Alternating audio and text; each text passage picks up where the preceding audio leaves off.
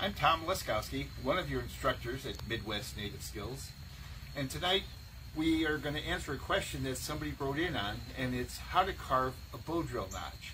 It seems like they have a bow drill, and they were relatively successful getting fires, but they wanted to know if there's any secrets that I have on carving a bow drill notch a little easier, and wondered how I actually did it. So we're going to devote tonight's Facebook Live to exactly how you carve that notch and maybe some tricks and tips.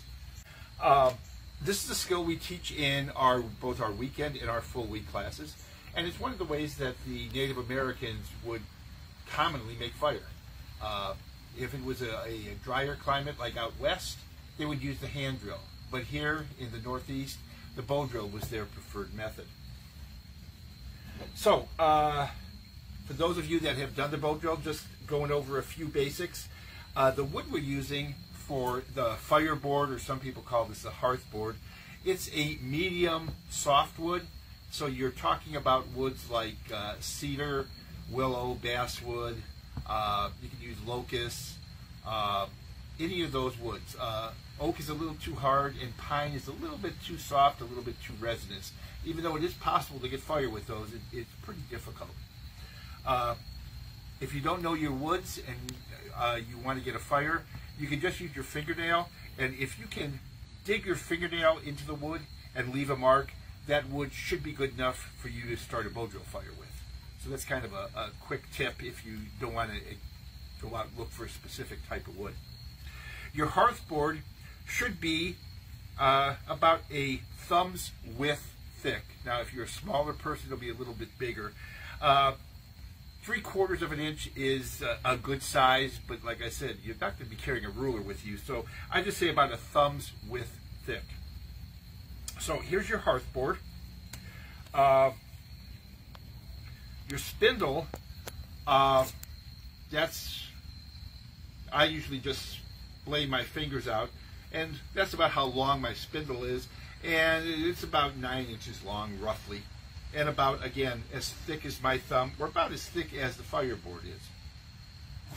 When you're carving your spindle, you want to make sure that the top of it is real pointy, kind of like a church steeple. You do this and you make it pointy because this is going to be reducing friction. So the pointier it is, the better off you are. Now the bottom of your spindle is kind of just the opposite. You want to make this a very dull point on the bottom. So there's a difference between the two. The top is going to be very tall, like a church steeple. The bottom is going to be a dull point. Now every time you burn in a hole or make a new hole, you want to shape the bottom into this dull point. Okay, so we have our hearth board, fireboard, and we have our spindle. So let's get started in showing you the logistics in making the hole. You don't want to make the hole too close to the edge of your board or too far in. If it's too close to the edge, your spindle will just keep slipping off and flying off into outer space. If it's too far in, you're going to have to carve out an awful lot of wood that you really don't need to carve out. So being just right is what you want to do. And to measure that's pretty simple. Just take your spindle, lay it on the edge of your fireboard, just like that. And you can take your knife or anything. I'm going to use a pencil so you can see exactly what I'm doing. And you're going to make a mark the width of your spindle on the board. If you take it away, you can see that's where our pencil mark is. So that's the width of the spindle. Now you just cross hatch it there, and that's the point we're going to make a divot right and that X. So what we're going to do is take our knife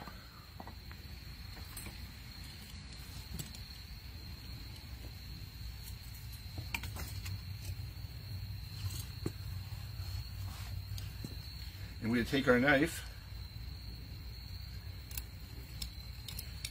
and just make a divot right there.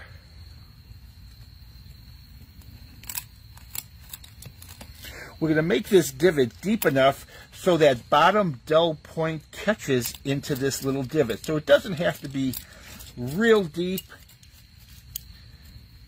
but we will take our spindle now and make sure that the dull side will catch in there. And it does. Okay. We'll put our knife down. I'll even press it in, make sure it's a good fit. Okay. So we have our, where we're going to make our divot. Now it's time to, what we call, burn in the hole. We're going to pretend we're making a fire, only we don't have our notch, so we're not going to make a fire, but we're going to burn in the hole so we can carve that notch.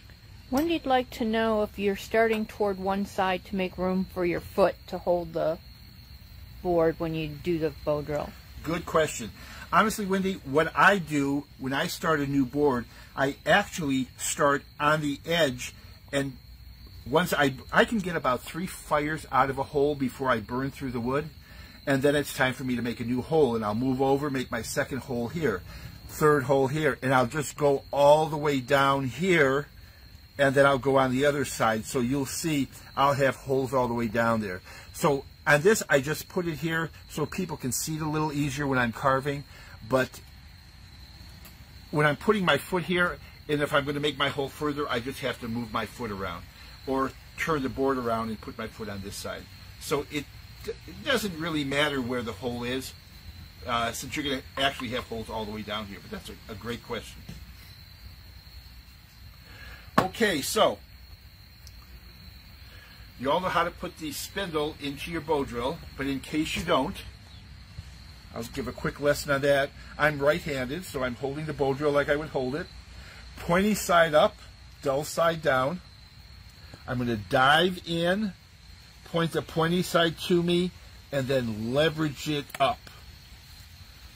So pointy side up, dive into the string, catch it, and it snaps into place. It should look like that. Let me get down here and burn in the hole. Remember, I don't need a cold catcher or anything because we're just going to burn the hole in. I'm going to use the same body position as if I was making a fire. Have my hand hold.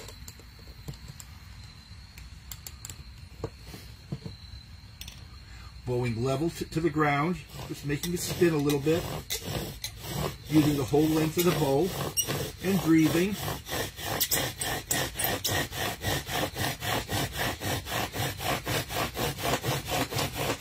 Now I'm seeing good smoke. Now I want to make that hole the same diameter as my spindle. A few more strokes. Okay.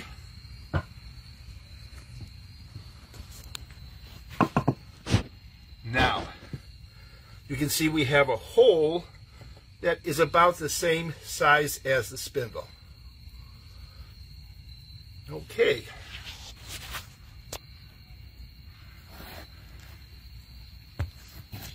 Now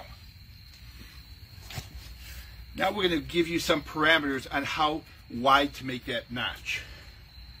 So again, take your pencil. Now I'm going to mark it out for you. In the future, you'll probably never have to make these marks. You'll just eyeball it. But for this first one, I want to give you some good guidelines. So I'll make a mark here, a vertical mark here, and a mark here. And I still have these marks here, and a mark here. Okay. Close to the edge of the board, I'm going to bisect or cut in half these two. So that'll be about here. It's about a 45. And I'm going to do the same thing with these two, about a 45.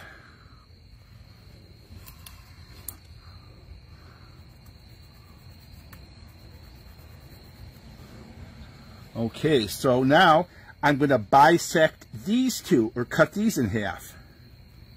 Right here and right here. Now, these lines I just drew, I'm going to color all this in because this is what I'm going to cut out this is where my notch is going to be. So we've got a couple people on with us. Amanda from your classes. Hi, Amanda. She says she's been playing with her bow drill lately. And Paul's on from Scotland. Paul. I saw Paul, when he made a bow drill, he actually carved 2 notches and got 2 coals. And Paul, I want to say that was pretty impressive. Getting 2 coals at one time is pretty cool. Paul, I do have a question for you. In my last class, I was teaching weather, and I was teaching that we have a little saying here in North America that predicts weather pretty good. They wondered if it's the same over in Europe. So I thought next time I talk to you, I'd ask you. So our weather saying here is, if the wind's from the west, weather at its best, meaning good weather. Wind from the south, water in your mouth, meaning a southern wind is going to rain. Wind from the east, not fit for man nor beast, meaning a bad storm's coming. And wind from the north, cold weather comes forth. Cold weather's coming. So wind from the west, weather at its best. Wind from the south, water in your mouth. Wind from the east, not fit for man nor beast. Wind from the north, cold weather comes forth. We are wondering, is it the same where you live? Do western winds bring good weather, southern winds bring rain, and things like that? So let me know.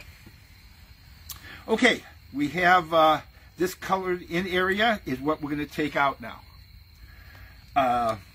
Now, some people, in the woods naturally, you're going to be using a knife if you have it.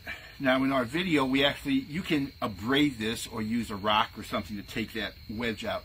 But if you have a knife, you're going to use a knife. Sometimes people have a little saw. Nothing wrong with a saw, but be careful. If you're using a saw, it tends to go straight in, and you're not going to get that wedge. You're going to get a box, which does not work. So be real careful if you're using a saw to make sure you're coming in at that angle. We're going to use a knife. And again, most people in error try to take this whole wedge out at one time. I don't do it that way. I do it a little different. I like to start in the center and just take a little V out and then work my way out. I'll show you how that works. I also like to use my body weight. So there's the center of my notch. So I'm right dead center where my notch is, and I'll flip the board up on its side, and I'll go down and I'll make a line there. And then I'll go to either side of this, and I'll kind of go in a little bit on either side of that. Now this is going to take a little time, but we're all young, we have time. And you see I'm taking a little bit out.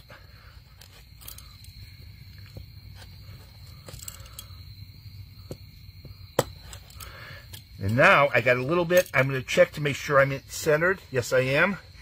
So I'm going to kind of slide my knife forward.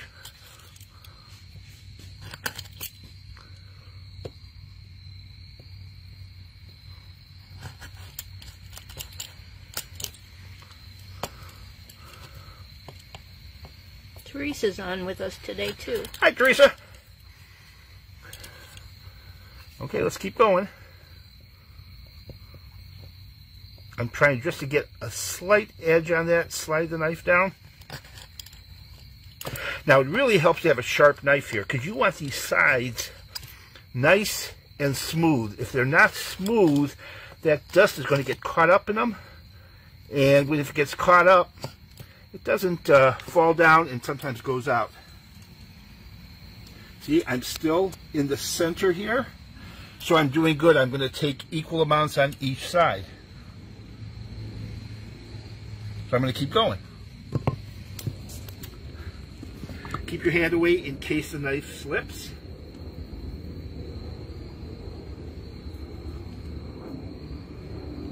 So Paul says it's not quite the same. We get our wind and rain from the west off the Atlantic.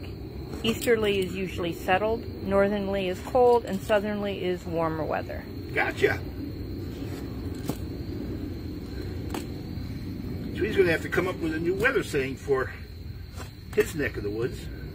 Yeah. Amanda can't wait for survival class next year. We are going to do 201 next year, Amanda. That's what she's waiting for. Yep.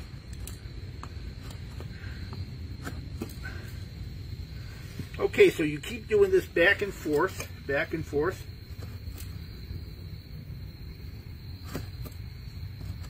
And I won't bore you on this, but you can see it's going in, and you keep doing that.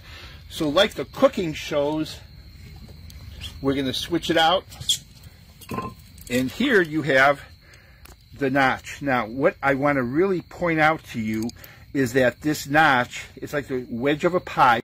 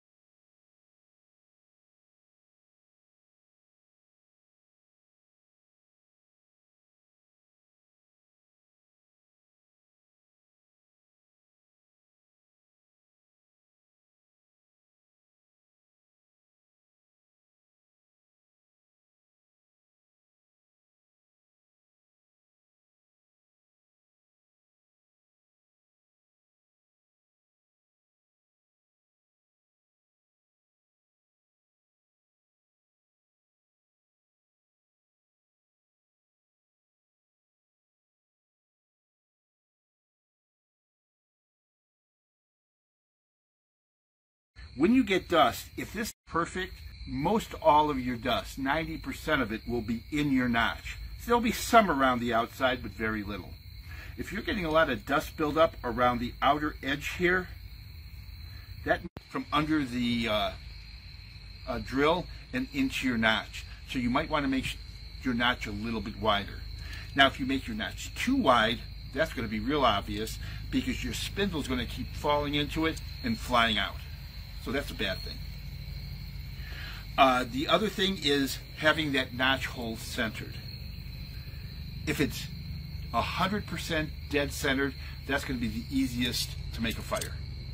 If it's off to the right or left a little, you can still make a fire up to a point. I know I was at a show doing fires several times an hour for about 4 or 5 days, and I was getting sloppy on my notches toward the end, or I was just getting tired.